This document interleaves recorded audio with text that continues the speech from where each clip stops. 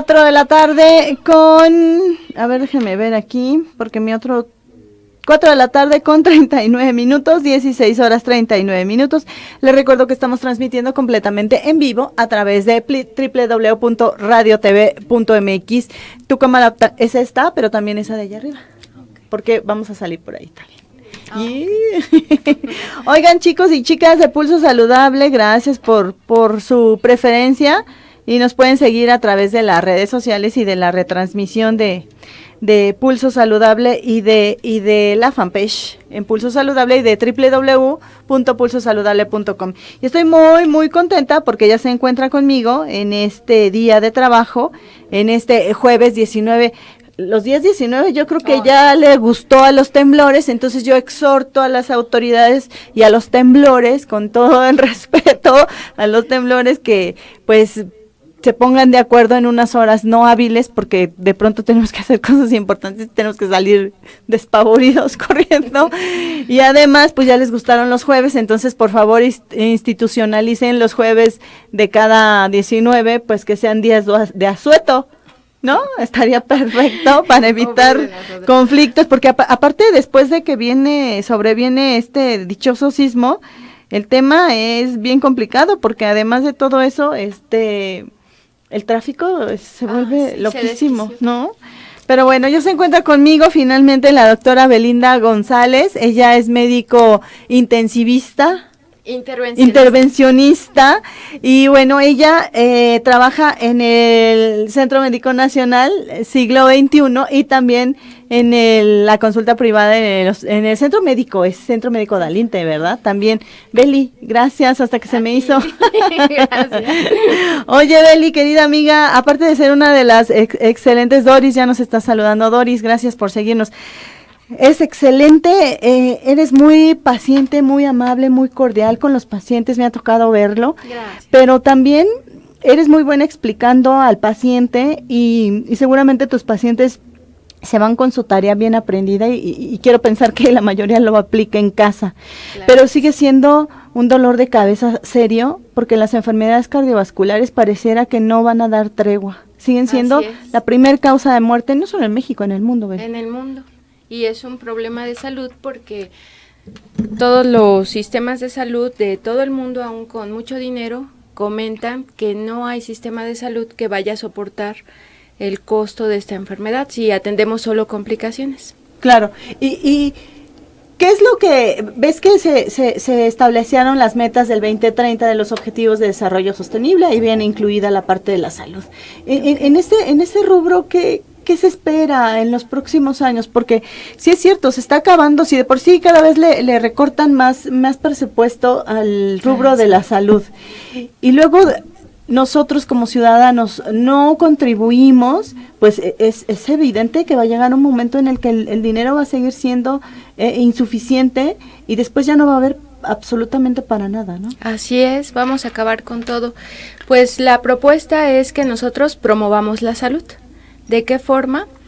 Como tú dices, educándonos, saber cuáles son los factores de riesgo o los factores que nos predisponen para desarrollar una enfermedad tan severa como un infarto, claro, o un evento cerebral, porque es la misma manifestación, ¿no? Es que se van cerrando las arterias por depósito de colesterol y de malos hábitos en general, ¿verdad? Ahorita vamos a platicar de ello. Claro, y justamente vamos a platicar de lo que le llaman ustedes los expertos, 3 tipos de hábitos. Los que son dos grupos son malos y uno son los buenos. Los grupos mecánicos, que serían en este caso la propuesta que ha hecho un cardiólogo eminente, claro, el doctor Fuster, él comenta que pues sería muy fácil si nosotros identificáramos a estos factores de riesgo como factores mecánicos, químicos y de hábitos. Los factores mecánicos son la hipertensión, porque es un factor realmente mecánico, es la subida de la presión dentro de los vasos sanguíneos, sería identificarlo. Lo segundo mecánico sería la obesidad. El aumento de peso implica también el mayor gasto en el corazón para poder movernos, para poder hacer todas nuestras funciones. Es decir, que trabajaría como al doble, al triple para poder hacer que el individuo se mueva. Exacto, para hacer que el individuo haga sus labores normales, pero le implica mayor esfuerzo porque tiene que mover mayor masa de grasa y de músculo. Los otros factores son factores que se le llaman químicos para que la gente los identifique muy fácilmente, que es la diabetes, el aumento de la glucosa y el colesterol elevado. Y estos, algunos de estos factores, tanto los mecánicos como los químicos, ¿podemos nosotros prevenirlos? O ya en algunas veces se ha dicho también que por ser latinos y sobre todo por ser mexicanos ya tenemos hasta los genes predispuestos para que sí o sí te den las enfermedades como diabetes, seas propenso a la obesidad o tengas hipertensión. ¿Esto es cierto, doctora? Es cierto hasta en cierto porcentaje, porque está identificado que la herencia es un punto importante. O sea, si en nuestra familia ha habido uno de estos problemas de diabetes, de hipertensión, tenemos predisposición. Pero hay disparadores. ¿Cuáles son esos disparadores? La obesidad, el tabaquismo. Bien. Sí, ¿y qué otro? Los malos hábitos, por ejemplo, el sedentarismo, ¿no? Nosotros podemos algunos de estos factores modificarlos para evitar llegar, si nosotros tenemos un gen ahí guardadito, en el momento en que sucede uno de estos disparadores, pues se va a manifestar. Por ejemplo, una persona que toda su familia tiene diabetes y esta persona engorda, le sube la presión, tiene malos hábitos dietéticos, fuma, es obvio que va a llegar en algún momento a manifestar esa diabetes, claro, en él, claro, y en sus hijos. Entonces, por ejemplo, con un cambio de ese hábito, por ejemplo, el que haga ejercicio, el que coma saludable, el que cuide su peso, el que cuide su tensión arterial, entonces en ese momento estaría contribuyendo para que esto nunca se manifieste. Puede retardarse o manifestarse ya en una edad muy adulta, donde la expresión es más benévola. Claro. Que de joven. Claro, ahora usted mencionaba, doctora, que hay que cuidar mucho la parte de los hábitos para evitar justamente que se aparezcan estas enfermedades. Pero ¿por qué es tan complicado para el ser humano? Y situémonos en México, ¿por qué es tan complejo para el ciudadano mexicano, con base a la experiencia que ustedes tienen? ¿Qué han identificado? ¿Qué le cuesta trabajo al mexicano? De pronto antier nos decían en una conferencia de hepatitis C que pues ellos tienen la meta de encontrar a todos estos que tienen la hepatitis C, claro, pero que no lo saben, pero que cuando invitan a la población a hacerse la prueba, la mayoría dice no, yo no, porque nos da miedo. Claro. Pero entonces yo ahí me puse a pensar, es que todos en algún momento de nuestra vida hemos sido presas de este temor que nos deja analizarnos. Entonces, claro, ¿cuál sería la estrategia noble? ¿De qué otra forma? Porque si lo único que veo es que si me va a dar cáncer, me van a dar quimioterapia, se me va a caer el cabello, voy a terminar muerta a consecuencia no de la enfermedad, sino del tratamiento, o que si me ponen un marcapasos, me voy a limitar a ciertas cosas, o que ya no puedo comer, pues la gente termina espantada y no quiere saber de eso. ¿Cómo concientizar, cómo ayudarnos? Combatir esto, pues con educación. Claro. Se ha hablado mucho y ahora es un tema que realmente tenemos que tomar nosotros en las manos para modificar, como tú decías, cuál va a ser nuestro futuro. Si seguimos así como vamos, nuestro futuro es muy oscuro, pero si nosotros desde este momento modificamos nuestra conducta con educación, como la educación abre las puertas, ¿no? Claro. De varias, del entendimiento, el conocimiento. Por ejemplo, si te diagnostican a tiempo un colesterol elevado, una glucosa elevada, ¿qué va a pasar? Primero, ejercicio y dieta. Sí. Y después, si eso no funciona, entonces te darán un medicamento, pero muy leve. Pero ¿qué es lo importante? Evitar complicaciones. La complicación de una diabetes, por ejemplo, pues ustedes ya lo han visto, ¿no? Va desde una impotencia que probablemente, como tú dices, también es un tema tabú, que la gente muy joven empieza a manifestar y no lo va a decir. Claro. Va a manifestar problemas de sensibilidad y por eso es que algunas personas llegan hasta la amputación. Claro. Y finalmente hasta un infarto o una enfermedad cerebral vascular, donde ya las consecuencias pues son terribles, ¿no? Como la muerte, la insuficiencia cardíaca o una discapacidad, incapacidad, claro. exacto. Doctora, con base en la experiencia que usted tiene, ¿qué le ocurre, qué es más frecuente? ¿Un infarto cerebral o un infarto al corazón?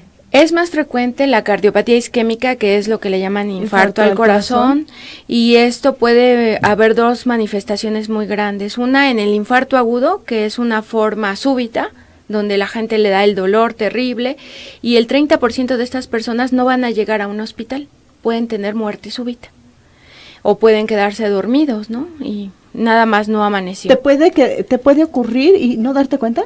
Sí, puede ocurrirte y no darte cuenta. Y más, las personas diabéticas pierden la sensibilidad al dolor, entonces pudieran tener manifestaciones y no darse cuenta, sobre todo. Atención ahí con la gente con diabetes. Así es, tienen que ser. Ahora, en las nuevas guías internacionales de cardiovasculares se menciona que la diabetes es un factor de riesgo independiente. Es decir, que nosotros, al hacer un diagnóstico como tal de diabetes, nosotros ya este sujeto o este paciente deberíamos situarlo como un paciente especial, al cual ponerle toda la atención del mundo para que no llegue a las complicaciones. En 10 años, un paciente bien controlado puede vivir como un paciente normal. ¿Verdad? Y por ejemplo, aquellas pacientes que ustedes saben que hay gente con diabetes que sube montañas y que hace ejercicio, a eso debemos llegar, o sea, al diagnóstico temprano y evitar complicaciones. Ahora bien, dentro de estas estos hábitos que le llamaba este doctor, ¿él es inglés o...? Él es español. Él es español.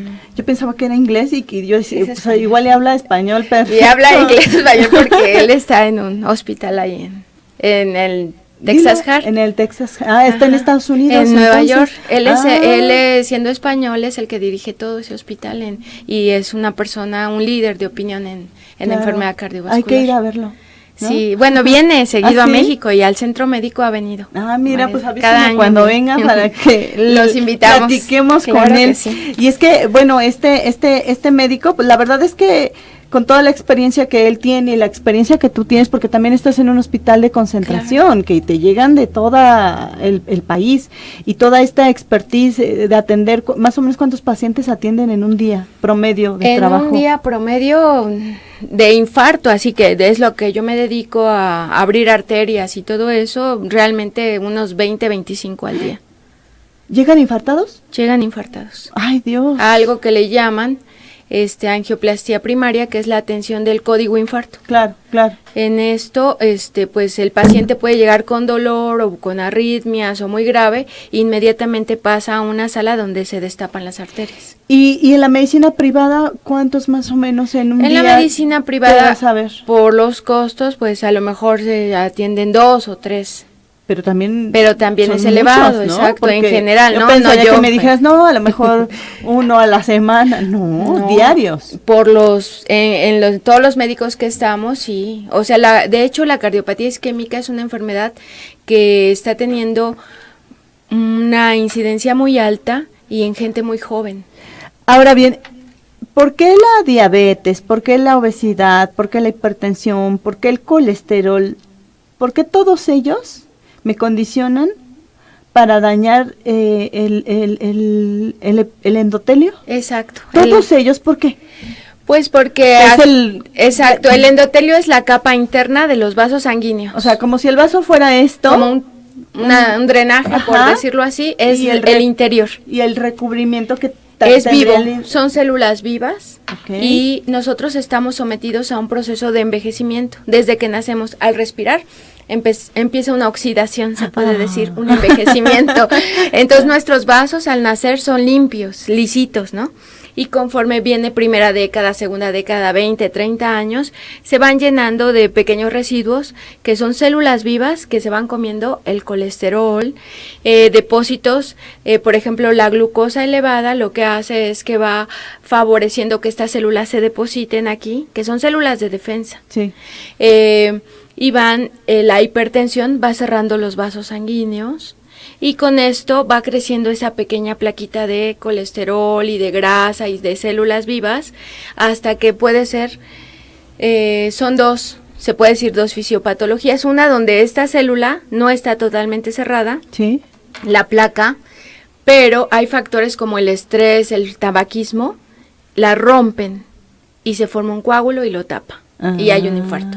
Y la otra es una que yo les comentaba, que la otra etiología es como la misma, pero muy tardía, que puede ser esas personas que están en su casa aparentemente bien, pero que han dejado de hacer sus actividades porque se cansan, porque tienen falta de aire y de hecho dicen, no, yo cuando camino, antes caminaba 5 cuadras no me pasaba nada, ahora camino 2 cuadras y me agito, me ahogo, me falta el aire, entonces descanso Y se recupera. y me recupero y sigo. Entonces esta es otra manifestación de esta misma enfermedad, pero en forma más crónica y más estable. Pero es la misma enfermedad que es la obstrucción de los vasos sanguíneos. Eso pasa tanto en el corazón como en el cerebro, como en las piernas, en todo nuestro sistema. Y al final del tiempo todos ellos, de no cuidarse, están comprando un boleto para un infarto. Están comprando un boleto para un infarto, para una embolia, Que es un infarto cerebral. o una amputación, que Claro. eso es a lo que se llega. Por ejemplo, en el tabaquismo, esta enfermedad es más severa en las arterias periféricas, desde la aorta abdominal hasta las piernas. Entonces, mucha gente fumadora o mucha gente diabética mal controlada llega a procesos de amputación. Ahora, ¿cuáles serían entonces los hábitos Los hábitos saludables. Los hábitos saludables que no nos cuestan en comparación a resarcir un daño de una Claro. parte mecánica o de uno O de químico? un órgano perdido, Claro. o de una función perdida. Claro. Exacto, pues lo primero es el ejercicio. El ejercicio es saludable. ¿Cuánto siempre. ejercicio es recomendado? 45 minutos diario, aunque sea de caminar. Pero no para ir a mercado, no para ir a No, una caminar tienda. se me está haciendo tarde para el trabajo, ¿no? ¿No? ¿Tampoco? No, tiene que ser una caminata constante y donde tú tengas como el objetivo de un tiempo para ti. Bien. No importa que sea caminar, trotar, no queremos que corran, pero sí que hagan un ejercicio cotidiano y que sea algo que también permita como una introspección, Claro. para que se relajen. Pero además empiezas a producir todos estos químicos Químicos y- que vasodilatan los vasos. y ves la vida de otro color. Exacto. De Endorfinas. rosa, sí, te Exacto. pones feliz, de Ese verdad, es el háganlo, uno, ejercicio. El 1. El 2 es la dieta. La dieta es muy importante. A ver, doctora, en la dieta, no puedo, si yo estoy enfermo de algo de esto, obesidad, hipertensión, diabetes, lípidos, etcétera, pero y si no me puedo dar un gustito de una soda, un refresco, una vez en algún momento en la vida, no puedo comer un pastelillo en algún momento en la vida, no puedo comer un helado, o sea, ¿no? ¿O sí se puede? Sí se puede siempre y cuando tú seas muy disciplinado. Claro. ¿Qué se refiere a esto? O sea, si yo ya identificaste tú lo que no es saludable, ¿no? Las sodas, lo frito, lo empanizado, Las papitas. la comida chatarra, Claro. ¿no? Todo esto que no es saludable, nosotros sí lo sabemos, aunque sea intuitivamente, ¿verdad? Pero Claro. cuando nos gana el hambre o la prisa, lo comemos. Entonces ahí tendríamos que hacernos un hábito de disciplina, donde dices, bueno, si tengo que comer algo que es grasoso versus una ensalada, pues mejor una ensalada. Claro. O una fruta, o me llevo un sándwich, o me llevo algo, ¿no? Al trabajo. Está bien desayunar, yo les voy a compartir, muchas veces les he dicho, pero en lo que llego en las mañanas a donde tengo que ir, me llevo en un topper así llenito Ajá. de espinacas. Wow, O súper. lleno de espinacas con zanahoria o espinacas y apio, una manzana obligada pero chica, y antes de probar otra cosa, eso es lo que le pongo a mi estómago. Está riquísimo. Y después cuando ya se me antoja desayunar, a lo mejor un huevito, llega a algún evento, me he dado cuenta que ya no me lo como todo. Me como la mitad porque ya me siento satisfecha, pero ya consumí mi ración de la mañana de fruta y de verduras, porque a veces cuando estás trabajando y te tienes que mover de un lugar a otro, no siempre a donde llegas a comer puedes, ¿no? O a veces no los lavan y Pues terminas sí. con infecciones Ah, estomacales, entonces ya mejor te lo llevas de tu casa y dices, bueno, ya cumplí con el requisito y sabes que vas a regresar a tu casa, entonces ahí cumples con el segundo requisito que puede ser lo mismo. Así es. pero muchas amigas y muchos amigos que de pronto nos hemos encontrado y yo llego con mi topper mascando mis verduras, sí, verduras y frutas. Me dicen que cómo se me ocurre que eso no me llena. Y pero el tema es que al final del tiempo no estamos siendo congruentes, porque sí queremos comer algo que nos llene, pero pensamos que es mejor que nos llene a que nos nutra. Como dicen, la obesidad también tiene un componente de psicológico, ¿no? Y de saciedad. El masticar nos da la sensación de saciedad.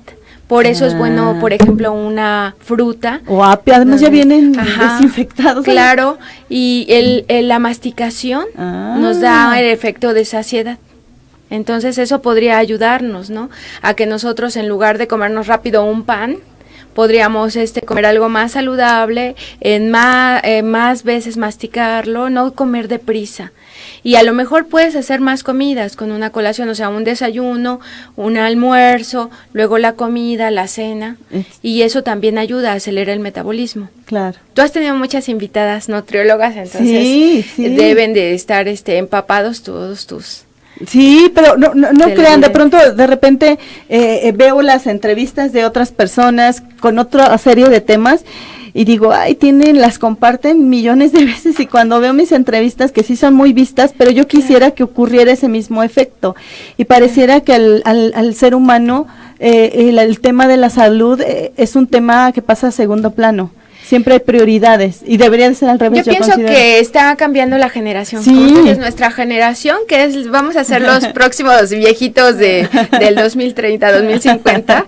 Son los que tenemos que mover todo esto. Claro. Y la generación millennial y eso también, o sea, tienen que moverse de sus oficinas. Sí. Tienen que salir a caminar, a hacer ejercicio, a hacer dieta, llevarse la comida, comer más veces. Oiga, doctora, finalmente, porque pues bueno, ya estamos casi terminando el programa, vuelva pronto, por favor. Yo encantada. Oiga, doctora, pero a ver, ahorita que menciona algo importante, en la oficina, los oficinistas, los empresarios duran 8, 10, 12 horas sentados, y en el único momento que se paran es por si suena la alerta sísmica, por si quieren ir al baño o por si es hora de comer.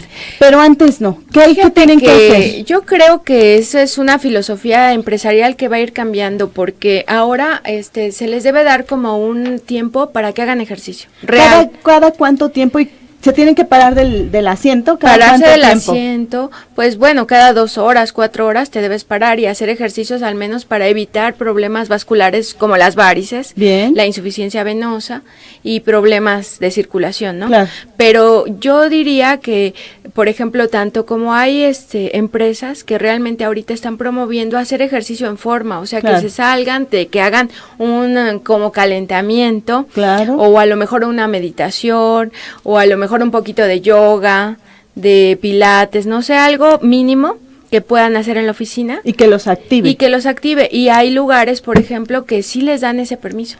Sí, claro. Sí, yo conozco algunas empresas como Naturgy que sí tienen su y como momento. Tú decías, que son socialmente responsables. Y que les están haciendo exámenes, tanto de colesterol como de glucosa, como de es una radiografía, es una radiografía de tu empresa para que sepas los riesgos que tienes con tus colaboradores. ¿No? Y cada uno nosotros en nuestra casa, o sea, bueno, puede que no lo haga la empresa, pero nosotros tener esa responsabilidad de hacerlo en nuestra casa. Doris Carlip de Paz dice que será un jueves de temblor de hoy en adelante y los 19 de septiembre también. Ojalá no, esperamos que no. Doctora, ¿con qué le gustaría cerrar esta entrevista tan interesante? Bueno, pues agradeciéndote tu invitación tan linda, dándome esta oportunidad de hablar de un tema tan importante, porque realmente lo tenemos que tomar en serio. O sea, ya no es cuestión de que esto va a suceder. Yo me acuerdo que los maestros míos me decían, ustedes son los niños del futuro, ¿no? Claro. Nosotros ya somos los adultos del futuro y tenemos que tomarlo en serio. Cuidarnos, ver por nuestros padres, porque también nos está tocando eso, ver por nuestros hijos, por nuestros compañeros, y tomar conciencia de estos 7 factores, ¿no? Que es la hipertensión, la diabetes, el colesterol elevado, la obesidad, el sedentarismo, Sí, que también es una El epidemia. fumar. Esto es algo bien sencillo. O sea, tenemos que entender eso. Sí, es que el tema de las adicciones también es un tema bien serio para el que lo padece, ¿no? Que es el adicto, ¿no? Es tan Pues sí. sencillo, pero bueno, si No digo, pero en así el como gusto factor- de fumar se te va la vida, pues ese gusto ya no está tan No, sano, y yo ¿no? tengo pacientes, como tú dices, yo diario, al mes atiendo 30 pacientes infartados y dejan de fumar. Pero qué necesidad había de llegar a Exacto. eso, ¿no? Exacto, Porque pero ¿cuántos dejan de de ellos, fumar inmediato. cuántos de ellos van a tener muy buena calidad de vida? Si llegas pronto en la primera hora, que le llaman hora dorada, vas a quedar con buena calidad de vida. Pero si no llegas pronto al hospital, no te hacen bien el diagnóstico, si tienes diabetes y no te das cuenta. Exacto. Y si adicional a todo eso, no tomas en cuenta lo que te está pasando, quién sabe si alcances ni siquiera a darte cuenta de lo que te está pasando, ¿no? Así es, entonces simplemente y muy agradecida de estar aquí, es que hay que tomar conciencia y aprender. Como tú decías, mucha educación. Aprender poco a poco, o sea, vamos a ir, esto va a ser, así como ahora, no sé, es cotidiano el parquímetro. Va a ser Pero ya los van a cotidiano. quitar, dicen, a ver si es cierto. Va a ser cotidiano el que nos cheguemos nuestra glucosa, nuestro colesterol, nuestra cintura, si ya está aumentando. Bueno, doctora, muchas gracias por haber estado con nosotros Gracias. platicando estos minutos sobre temas relacionados con el corazón, pero no las enfermedades del alma y del sentimiento, sino las del músculo cardíaco. Gracias, doctora, y gracias a ustedes. Recuerde que tenemos una cita la próxima semana a 4 de la tarde en punto. Gracias, mi querida Gris. Y sobre todo gracias a ustedes. La voz de la doctora Belinda González, ella es médico intervencionista, la que interviene ahí con instrumentos y salva las vidas de los seres humanos que, bueno, de pronto tienen esta condición de cardiopatía. Gracias, doctora. Gracias a ustedes. Adiós en redes sociales, adiós, gracias. P.mx presentó